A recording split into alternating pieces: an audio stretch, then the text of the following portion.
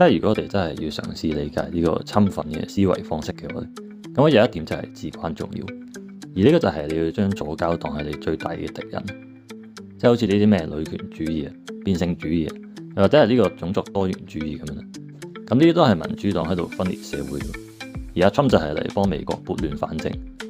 因為正如美國有一個叫做 Jimmy Dore 嘅棟篤笑大師所講，就話點解美國嘅統治階級會咁積極推動呢啲所謂覺醒文化嘅嘢咧？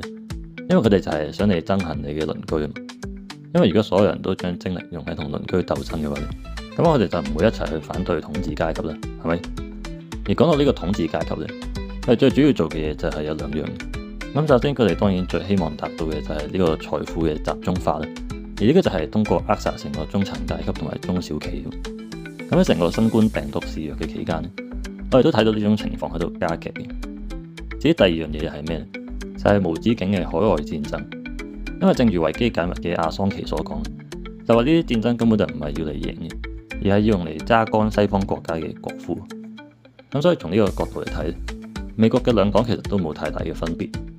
因為佢哋服務嘅都係呢啲統治階級啊，即係好似美國就有一句俗語啦，就係話無論你投票俾邊個，你最後都會得到麥凱恩。意思真係一講到打仗，美國嘅政客都會不分黨派去支持。咁當然有好多人就覺得阿 Trump 係例外啦。不過如果係從呢一兩個禮拜嘅發展嚟睇，佢絕對係同呢啲腐敗嘅政客冇分別嘅。